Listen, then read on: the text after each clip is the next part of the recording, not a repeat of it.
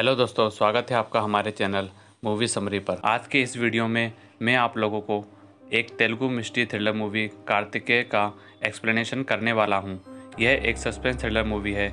इस मूवी को IMDb पर 7.7 आउट ऑफ 10 की एक शानदार रेटिंग मिली है। साथ ही में 83% गूगल यूजर ने इसे पसंद भी किया है। इस मूवी में आपको थ्रिलिंग के साथ सस्पेंसफुल स्टोरी देखने को मिलेगी जो डेफिनेटली आपको पसंद आएगी। उससे पहले अगर आपने हमारा चैनल सब्सक्राइब नहीं किया है तो सब्सक्राइब कर लें और बेल आइकन को भी प्रेस कर दें, जिससे आपको न्यू वीडियोस की नोटिफिकेशन मिल सके। आपको बता दें, इस मूवी का सिक्वल कार्तिकेय 2 एक पैन इंडिया लेवल पर रिलीज हो रहा है। साथ ही ये फिल्म आपको हिंदी में भी देखने को मिल जाएगी, जिसकी रिलीज डेट 22 जुलाई रखी गई है। कार्तिकेय 2 मूवी देखने से पहले यदि आप कार्तिक के कैरेक्टर को जानना चाहते हैं तो आप पहले वाली कार्तिकेय मूवी का स्टोरी एक्सप्लेनेशन सुन सकते हैं। आपको बता दें, यदि आप कार्तिकेय 2 मूवी भी देखते हैं और आपने पहली कार्तिकेय मूवी नहीं देखी है तो इससे आपको कोई फर्क नहीं पड़ने वाला, क्योंकि इसके सीक्वल की कहानी बिल्कुल अलग रखी गई है। तो चलिए आज की मूवी का स्टोरी एक्सप्लेनेशन स्टार्ट करते हैं। आज हम जिस मूवी के बारे में बात करने जा रहे हैं वह मूवी विज्ञान और भगवान के टॉपिक के साथ बिल्कुल बैलेंस बनाकर चलती है। मूवी देखते समय हम कई बार कंफ्यूज होते हैं, क्या सब भगवान की वजह से हो रहा है या सब अंधविश्वास है, लेकिन इसका जवाब हमें मूवी के एंड में मिलता है, जो इसके डायरेक्टर ने बखूबी समझाने की कोशिश की है। मेरी आप सबसे रिक्वेस्ट है, मूवी के एक्सप्लेनेशन के एंड होने तक मूवी के प्रति कोई जजमेंट ना बनाएं। इस मूवी को आप बस एंटरटेनमेंट पर्पज के साथ देखें, क्योंकि यह फिक्शनल कहानी है। अगर बात की जाए इस मूवी की रेटिंग की तो इसे बहुत ही पॉजिटिव रिस्पॉन्स मिला था और ये मूवी काफी हिट हुई थी, इसलिए कार्तिकेय मूवी का सीक्वल बनाया गया है और इसे पैन इंडिया लेवल पर रिलीज किया जा रहा है। आपको बता दूं, एक्सप्लेनेशन बनाते समय वीडियो बहुत लंबी हो गई, इसलिए मैंने इस मूवी को 2 पार्ट में डिवाइड कर दिया है, जिसका लिंक आपको आई बटन में और नीचे डिस्क्रिप्शन में मिल जाएगा। सो मूवी को और ज्यादा स्पॉइल ना करते हुए चलिए सीधा स्टार्ट करते हैं आज की मूवी का एक्सप्लेनेशन। मूवी की शुरुआत होती है किसी डरावने घर से। यहाँ शंकर नाम का आदमी एक बुक लिख रहा था। काफी देर लिखने के बाद शंकर अपने दोस्त को कॉल करता है। शंकर ने किसी को बताया नहीं था पिछले 2-3 दिनों से वो कहाँ है, लेकिन जैसे ही शंकर अपने दोस्त को बताते हैं वो सुब्रमण्यमपुरम नाम के गाँव में है। उनके दोस्त को यह सुनकर झटका लगता है, जैसे उस गांव से सभी डरते हों। शंकर एंडोमेंट डिपार्टमेंट में काम करते हैं। एंडोमेंट डिपार्टमेंट सच में तमिलनाडु स्टेट का एक गवर्नमेंट डिपार्टमेंट है जो ऐतिहासिक मंदिरों की देखरेख करता है। लेकिन उनके बात करते समय हम घर के बाहर एक सांप को देखते हैं। शंकर पिछले 1 महीने से सुब्रमण्यमपुरम के रहस्य की इन्वेस्टिगेशन कर रहा था और उसने इस रहस्य को सुलझा लिया था, और यह सब वह अपनी किताब में लिख रहा था जो ऑलमोस्ट कंप्लीट हो गई है। बस उसमें कंक्लूजन लिखना बाकी है जो कुछ ही देर में कंप्लीट होने वाला था। शंकर अपनी किताब कल मीटिंग में पेश करने वाला था, जिसके लिए वो काफी एक्साइटेड है, लेकिन अचानक कोई चीज आकर सीधा उनके माथे पर काट लेती है, जिससे शंकर जमीन पर गिर जाता है और उनकी वही मौत हो जाती है। उनके मरते ही उनके सामने एक सांप आता है। इस सांप ने ही उन्हें ढसा था और वो सांप वहाँ से चला जाता है। अगले सीन में हम एक मेडिकल कॉलेज को देखते हैं। पूरे कॉलेज में मुर्दा घर के बेड नंबर 13 की दहशत है, क्योंकि उस बेड नंबर 13 के पास की खिड़की में कई लोगों को रात के 12 बजे के बाद कुछ दिखाई दिया था, जैसे बंद मुर्दा घर में कोई रोशनी आ रही हो। यह सब रवि अपने कैमरे में रिकॉर्ड कर रहा था। दरअसल रवि की हॉबी थी, वो हर जगह की फोटो और वीडियो लेता रहता था। रवि एक टीचर से बात करता है, तब हमें पता लगता है कॉलेज के टीचर्स भी रात के 12 बजे के बाद स्टूडेंट को मोर्चरी के पास जाने से मना करते हैं। फिर रात में हम हमारे हीरो कार्तिक को देखते हैं। कार्तिक हमेशा रहस्यों के प्रति क्यूरियस रहता था, उसे हर सवाल के जवाब जानने हैं। फिर वो जबरदस्ती प्रवीण को लेकर मोर्चरी में जाता है, जहाँ हर टेबल पर लाशें रखी हुई थी। दोनों धीरे धीरे बेड नंबर 13 की तरफ बढ़ते हैं। तभी अचानक एक तेज रोशनी उन पर पड़ती है। कार्तिक सामने की तरफ देखता है और यह सीन यहीं कट हो जाता है। दूसरे दिन सुबह कार्तिक सभी स्टूडेंट के साथ बैठा था। वहाँ कुछ टीचर्स भी थे। फिर कार्तिक मोर्चरी के भूत की सच्चाई बताता है। दरअसल कुछ दिनों पहले मोर्चरी को रिनोवेट किया गया था, तब वहाँ एक रिफ्लेक्टिव शीट रह गई थी और रोज ठीक रात 12 बजे कॉलेज की स्पॉटलाइट शुरू होती है। वो लाइट मोर्चरी के विंडो नंबर 13 से रिफ्लेक्ट होकर वापस आती है, जिसे सभी ने भूत समझा और वो लाइट मोर्चरी से आ रही थी, इसलिए सबका डर और बढ़ गया। कार्तिक बोलता है, दुनिया में हर सवाल का जवाब होता है। तब टीचर कार्तिक को सलाह देती है, उन्हें हमेशा हर सवालों के जवाब को खोजने की कोशिश नहीं करनी चाहिए, क्योंकि कुछ सवाल इंसानों की जान भी ले सकते हैं। लेकिन कार्तिक का कहना था, अगर सवाल का जवाब नहीं मिल रहा तो इसमें सवाल का कोई दोष नहीं, बल्कि दोष कोशिश का है। अगले सीन में हम कार्तिक का घर देखते हैं। उसके परिवार में उसका एक बड़ा भाई, भाभी, मॉम, डैड सभी थे। एक अच्छा परिवार और कार्तिक सबका फेवरेट है। कार्तिक का कॉलेज में ये आखिरी साल है और आज उसका प्रैक्टिकल है। कार्तिक की माँ पेपर में देखकर उसका हॉरोस्कोप बताने की कोशिश करती है, मगर कार्तिक को इन सब बातों पर बिल्कुल यकीन नहीं था। कार्तिक अपने बड़े भाई से उनकी कार की चाबी मांगता है। कार्तिक कॉलेज के लिए निकलता है। रास्ते में उसकी माँ का कॉल आता है। उसकी माँ बताती है आज उसे उसकी लकी गर्ल मिलने वाली है। कार्तिक रोज बहुत सी लड़कियों के बीच रहता था, लेकिन तभी उसे कॉलेज में कोई नई लड़की दिखाई देती है। वो लड़की कार्तिक को इतनी पसंद आती है कि वो कार से उसका पीछा करने लगता है, लेकिन वो लड़की निकल जाती है। कार्तिक खुद को संभालता है, फिर कॉलेज की पार्किंग में आता है। उसे पार्किंग के लिए जगह मिल गई थी। कार्तिक कार को रिवर्स लेकर पार्किंग में लगाने लगता है, लेकिन तभी कोई कार को पीछे से आकर ठोक देता है।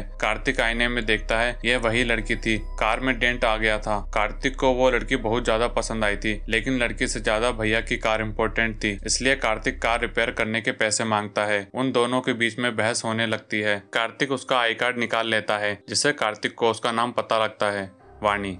और वाणी कॉलेज में नई आई थी। कार्तिक वाणी से कार रिपेयर करने के पैसे मांगता है, लेकिन इसी बीच पार्किंग की जगह कोई और अपनी कार लगा देता है, जिससे कार्तिक वाणी पर और भड़क जाता है। फिर उन दोनों के बीच में नोक-झोंक होती है और वाणी वहां से चली जाती है। वो आदमी अपनी कार से निकलकर जाने लगता है, लेकिन तभी वहाँ एक स्ट्रीट लाइट उस कार पर गिर जाती है और उस कार के पूरे गिलास टूट जाते हैं। इसका मतलब वाणी की वजह से कार्तिक की कार बच गई। तब कार्तिक को समझ में आता है यही उसकी लकी गर्ल है। फिर हम पुलिस ऑफिसर राजेश को देखते हैं। राजेश एक ढोंगी बाबा को गिरफ्तार करता है। राजेश बहुत ऑनेस्ट और स्ट्रिक्ट पुलिस ऑफिसर था और साथ में ही नास्तिक भी। राजेश वहाँ मौजूद लोगों को समझाता है अगर संतान नहीं हो रही है तो डॉक्टर पर भरोसा करो, ऐसे ढोंगी बाबाओं पर नहीं। फिर हम कार्तिक और उसके दोस्तों को देखते हैं। उनका यह आखिरी साल था और प्रैक्टिकल भी खत्म हो गए थे, इसलिए रवि ड्रिंक पार्टी करने को बोलता है, लेकिन किसी के पास पैसे नहीं थे। कार्तिक के अकाउंट में 2000 रुपए थे, मगर उसका कार्ड काम नहीं कर रहा था, लेकिन फिर भी रवि ट्राई करने के लिए जाता है।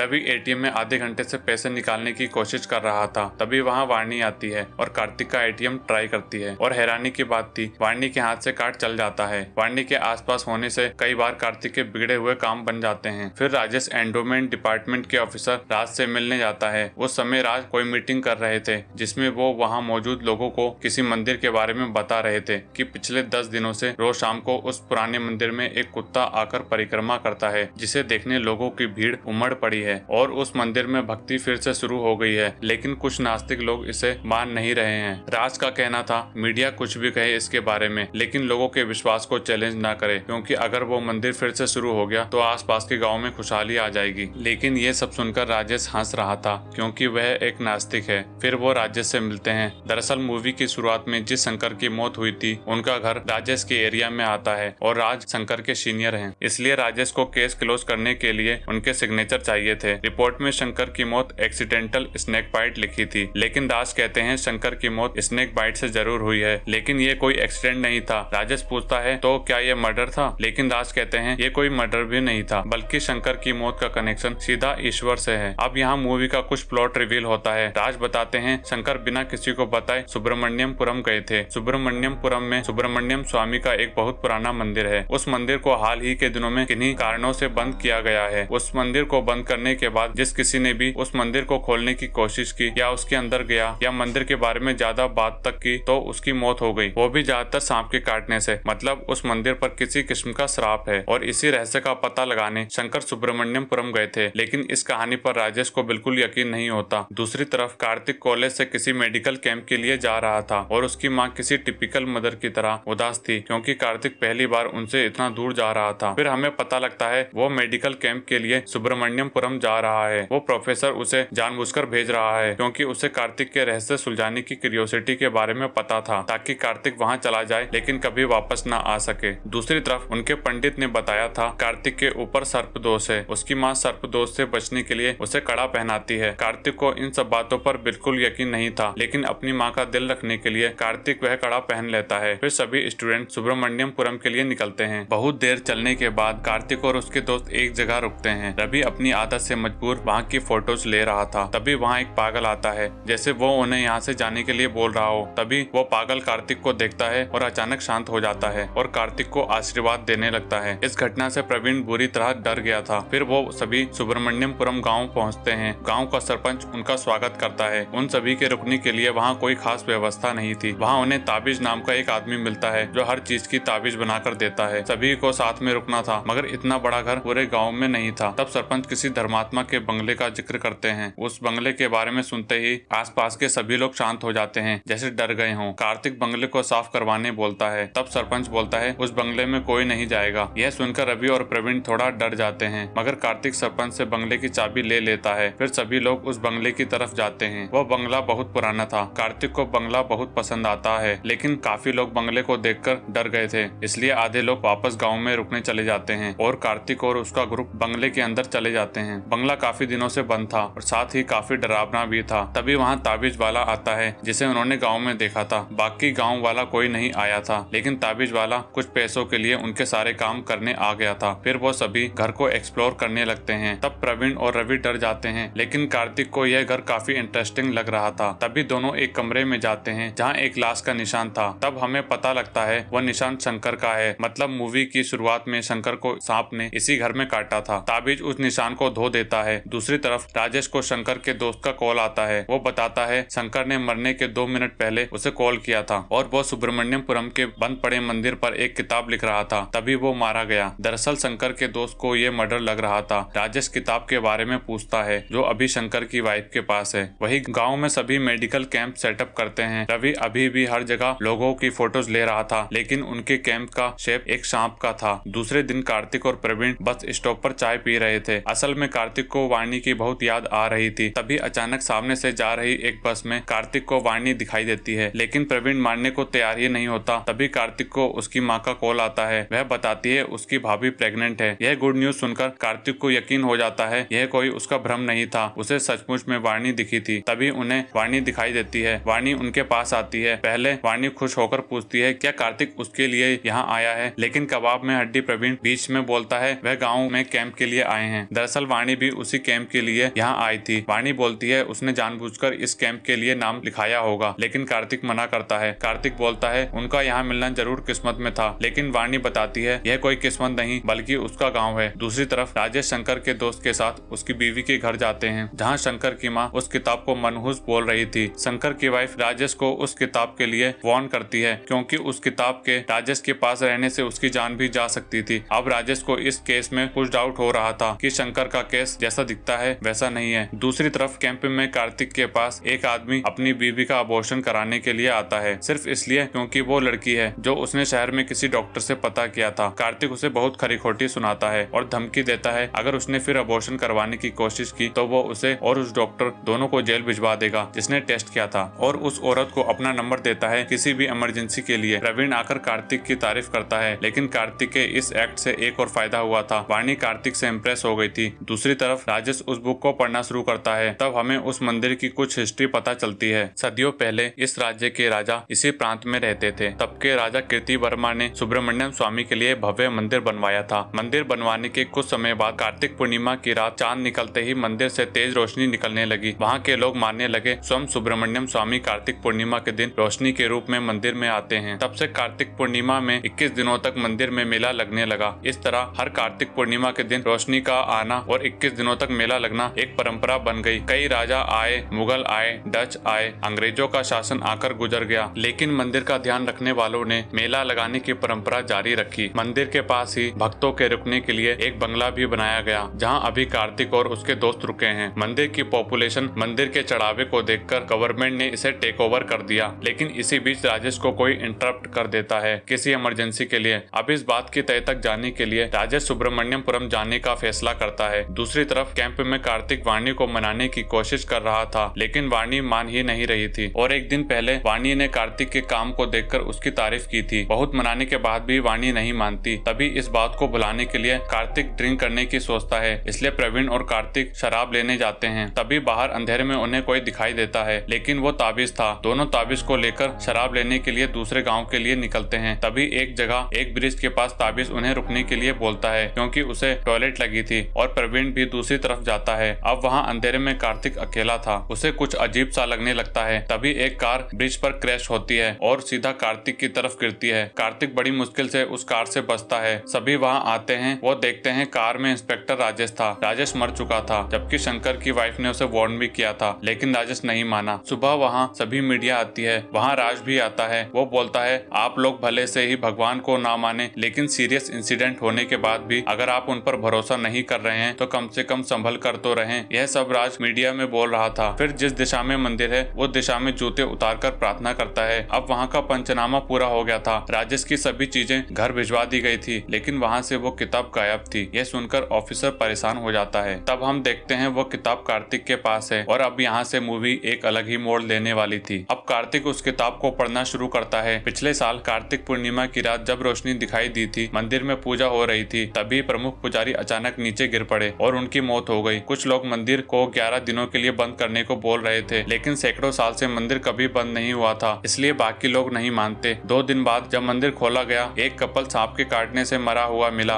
रात में मंदिर से चीखने चिल्लाने की आवाजें आने लगी। मंदिर के बारे में लोगों में धीरे धीरे डर बढ़ता गया और लोगों ने मंदिर में आना छोड़ दिया। मंदिर में शाम के समय बस एक पंडित जी ही पूजा करते और दीपक जलाते थे, लेकिन एक दिन उन्हें भी एक सांप ने ढस लिया और उनकी भी मंदिर के अंदर ही मौत हो गई। अब गांव के सभी लोग मंदिर को बंद करने के समर्थन में आ गए। वाणी के पिता और कुछ लोग ही मंदिर को खोलने के पक्ष में थे, लेकिन ज्यादातर लोगों का मानना था मंदिर शापित हो चुका है। काफी बहस के बाद फैसला होता है यह मंदिर बंद कर दिया जाएगा। अगर अगली कार्तिक पूर्णिमा को रोशनी दिखाई दी तो मंदिर को फिर से खोल दिया जाएगा। अगर रोशनी नहीं दिखी तो मंदिर हमेशा बंद रहेगा। सबको ये बात माननी पड़ती है और मंदिर को बंद कर दिया जाता है। मंदिर के बंद होने के बाद गाँव के लोग मंदिर के बारे में बात भी करने से डरने लगे। इस रहस्य के बारे में पता लगाने के लिए एक दिन कोई न्यूज चैनल के रिपोर्टर आ रहे थे, लेकिन वो भी एक्सीडेंट में मारे गए। इससे लोगों का डर और बढ़ गया। लेकिन कार्तिक को तभी शौक लगता है क्योंकि बुक में आगे कुछ नहीं लिखा था। अब कार्तिक की रहस्यों को सुलझाने की क्यूरियोसिटी उसे परेशान करने लगती है। अब उसे पूरा सच जानना था। उसके पीछे ही उसका दोस्त ताबिश खड़ा था। कार्तिक को इन सब बातों पर यकीन नहीं था क्योंकि किताब में मरने वालों की मौत की वजह नहीं लिखी गई थी, लेकिन फिर भी प्रवीण उसे इन सब से दूर रहने के लिए कहता है। तभी हम घर के बाहर एक सांप को देखते हैं। दूसरे दिन फिर कार्तिक वाणी से बात करता है, लेकिन वाणी बोलती है जहाँ उसके पापा कहेंगे वो वहीं शादी करेगी। इसलिए कार्तिक बोलता है वह वाणी के पापा से बात करने आएगा। दूसरे दिन वाणी परेशान थी कि कार्तिक आएगा या नहीं। फिर कार्तिक सीधा वाणी के पापा से वाणी की बात करता है कि वो वाणी से प्यार करता है और उसे शादी करना चाहता है, लेकिन वाणी के पापा इनडायरेक्टली कार्तिक को मना कर देते हैं और कार्तिक वहाँ से चला जाता है। वही घर में प्रवीण कार्तिक को ढूंढ रहा था, लेकिन कार्तिक मंदिर के अंदर गया था उस मंदिर को देखने के लिए। रात में रवि हॉरर मूवी देख रहा था। वो उठकर बाथरूम जाता है, तभी वहाँ का लाइट फ्यूज हो जाता है तो वो जोर से चिल्लाता है क्योंकि उसे एक सांप दिखाई दिया था। सब लोग बाहर आते हैं और रवि अभी भी शॉक में था। कोई उसकी बात पर यकीन ही नहीं करता क्योंकि अभी वहाँ कुछ नहीं था, लेकिन ताबिश को उसकी बात पर यकीन था। और वहाँ हम उस पागल आदमी को देखते हैं जो कार्तिक और उसके दोस्तों को यहाँ आने से पहले दिखा था। प्रवीण रवि को अंदर लेकर जाता है। दूसरे दिन सुबह सभी कैंप में थे। वहाँ एक इलेक्ट्रिशियन भी काम कर रहा था। तभी वहाँ गांव के कुछ लोग आते हैं और कार्तिक को मंदिर में जाने के लिए भला बुरा बोलने लगते हैं और उसे वार्न करते हैं वो भी मंदिर के इतिहास में मिल जाएगा। लेकिन वो इलेक्ट्रिशियन कार्तिक का सपोर्ट करता है, लेकिन अचानक उस इलेक्ट्रिशियन को बिजली का झटका लगता है और वो नीचे गिर जाता है। कार्तिक और उसकी टीम उसके पास जाते हैं, लेकिन गाँव वाले कार्तिक को इलेक्ट्रिशियन को हाथ भी नहीं लगाने देते और उसे लेकर चले जाते हैं। रात में कार्तिक परेशान था। वो ताबिश से उस इलेक्ट्रिशियन के बारे में पूछता है। ताबिश बताता है वो मर गया, उसके शरीर में सांप का जहर मिला था। यह सुनकर सभी हैरान हो जाते हैं, लेकिन गांव वालों के लिए यह नया नहीं था क्योंकि जो भी मंदिर के बारे में बात करता है वो इसी तरह मारा जाता है। तभी कार्तिक को कोई सरप्राइज मिलता है। उसकी फैमिली उससे मिलने आई थी। दूसरे दिन सुबह कार्तिक अपनी फैमिली को वाणी से मिलाता है। उसकी फैमिली को वाणी और वाणी को कार्तिक की फैमिली बहुत पसंद आती है। फिर वो लोग वाणी के पापा से मिलते हैं और बेचारे वाणी के पापा मना भी नहीं कर पाते